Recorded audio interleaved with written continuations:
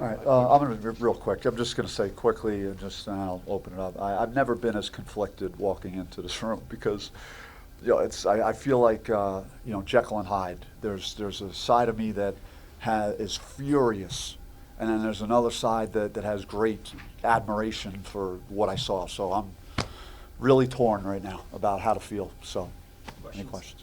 Is that a microcosm of the season? Because you had the 4-0 start to the Pac-12, you had the losing streak, you kind of had an up and down characteristic.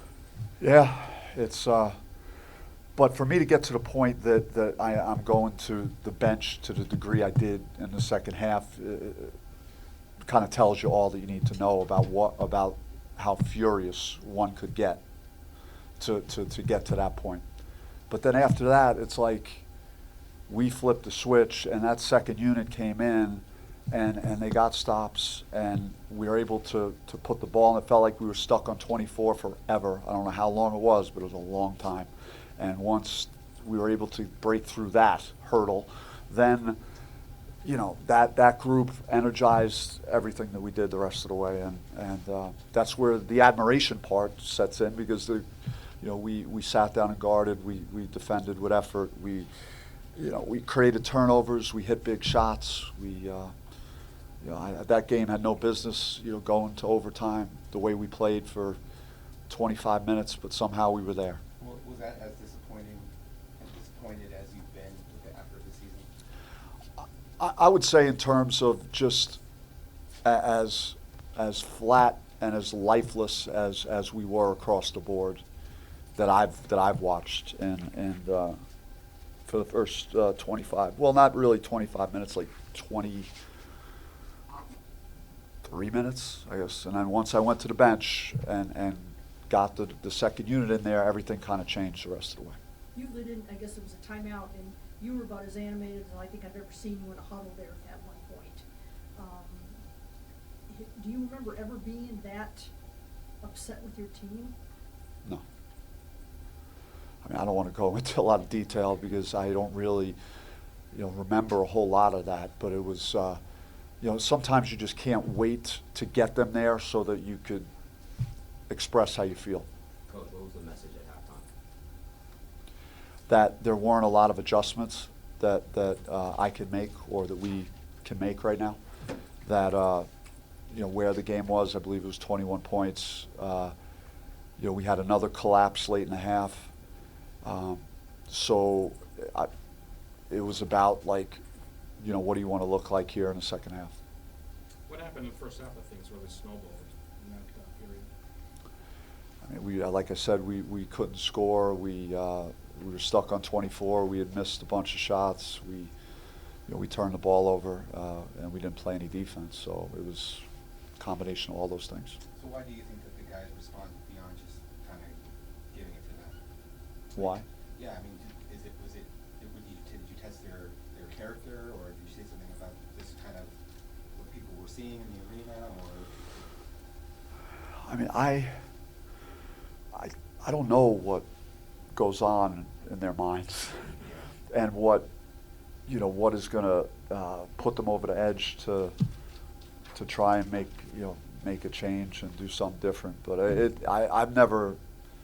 The only game that's close to this was Oregon, in terms of at Oregon, just where we were really good and really bad, and here it is again. Is that the difficulty of it, that you don't know what buttons will work when you push them, and how, or those things? Yeah, I mean, I felt pretty helpless for a lot of for, like I said, that first 23 minutes. I didn't think there were a lot of answers out there. You made a lot of free throws in the game. The team, I think, missed 5 of the last, 5 free throws down the stretch in the last minute, and before that, only maybe 2 or 3 in the game.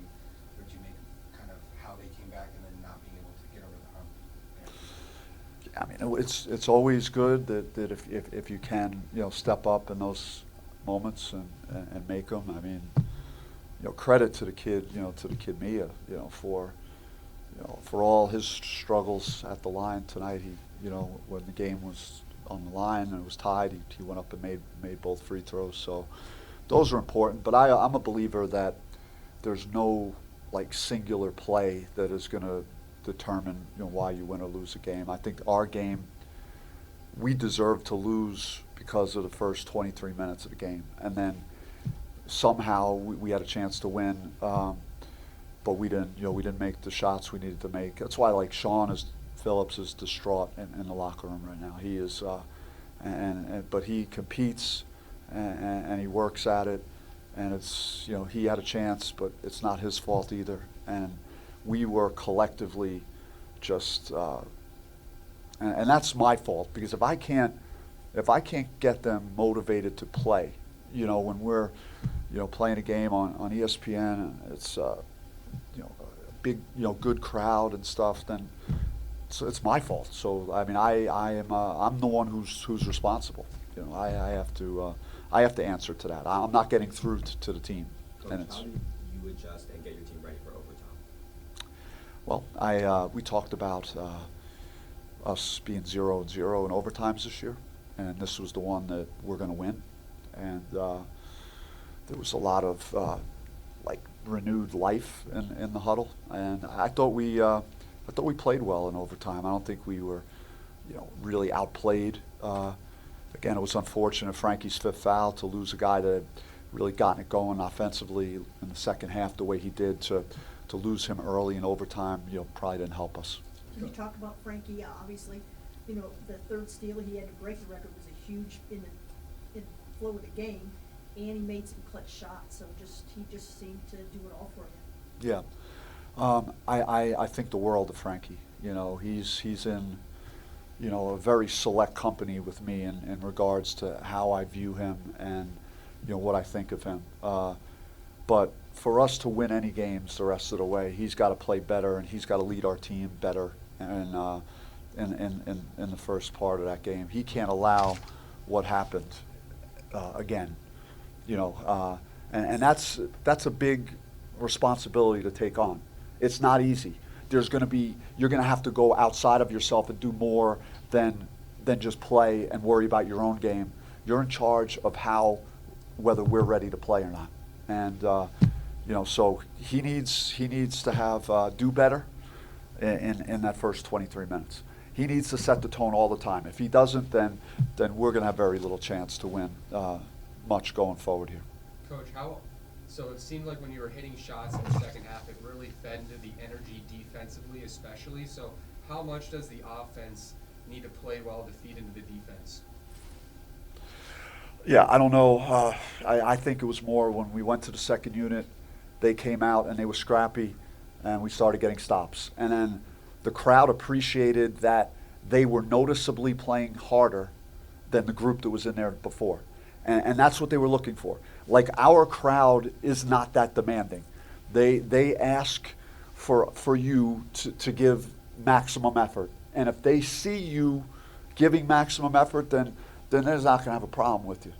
You know, and I think they noticed that second unit was out there fighting and battling, and that was really the difference. I mean, the shots going in, sure. I mean, that's always naturally gonna, you know, encourage someone, boost someone's confidence, have them play harder. But it was more of, you know, we were just too casual out there, lackadaisical. There was no urgency for 23 minutes, and it cost us. Can you talk about the last play? Obviously, you went to, I guess, Sean just because of the size advantage, but was that the shot you wanted? Yeah, it's one of our, you know, late clock deals, and it was, you know, we wanted to get him the ball. That was a high percentage area. Thought Jemiah threw a good pass. Adam set a good screen. You couldn't ask for anything more. Did you have a chance to talk to Sean yet? I did. He felt awful. He was, you know, very upset. I feel bad for him. I feel terrible for him, because he desperately wanted to make the shot, and he's a young player, and it hurts. I know it means a lot to him. So, Coach, you mentioned the second unit you put in there, and how they were scrappy and brought energy back to the game. Was that the reason you put them in there, to just get some different energy out there? that and just furious with the group that started. It was again, there was no unity to that group. There was no. We had no backbone for those few minutes. Once the game got away from us, we just allowed it to happen, and I had no choice. Coach, how do you get this team reset for Washington State in 48 hours? I'm trying to process this right now, and then just watch Washington State. They're playing Arizona right now, so get to see what they look like. Get the guys in, try and work on their psyche, their spirits, make sure that they're not defeated from losing the way that we did after battling all the way back and coming up short. So that's another psychological hurdle to overcome. Like, we had a psychological setback on Saturday, and we got a different type of setback today. So I'm just going to have to read the room. I'm going to have to see what, talk to the leaders on the team, watch some of the negative stuff that happened tonight, to whereas we were down 25 points in the second half, and then try and figure out how to move on for Saturday. Coach, how do you feel like Kamar Lance helped initiate that second half spark? Really happy for that kid. He's been he's a great kid, nice kid. He just he's had a hard time this year getting comfortable, getting into a rhythm, making shots for us. I always thought he could shoot the ball, make shots, and he gave us a huge lift. How much do you think that with the kind of the game ending the way it did, that it might hurt right now, but this could bring this team together and maybe spark a run at the end of the season?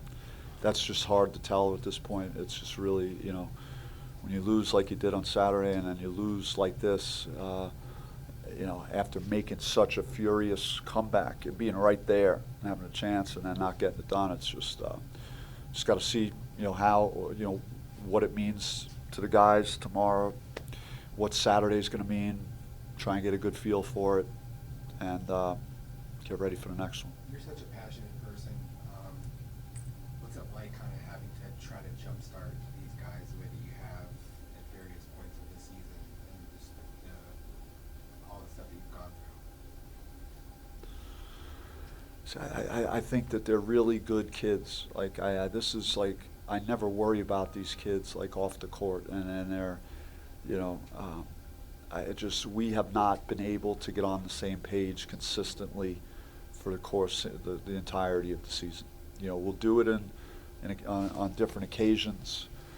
We're not talented enough to not be completely together and play together and be ready to play and play with tremendous effort, and those things were missing, for that 23 minutes or whatever it was. And it's been like that most of the year. We've had some games where we've all played together. We played close to a 40-minute game, and we've had pretty good results. And wow, I can't imagine what it's like to be on a team that's won like a handful of games though right now. For us to be sitting one game under 500, it feels like we've only won like 3 games this year. That's how I feel about where the season is right now. All right, thank you. Thank you. Appreciate it. Thanks, Coach. We'll have a guy in here.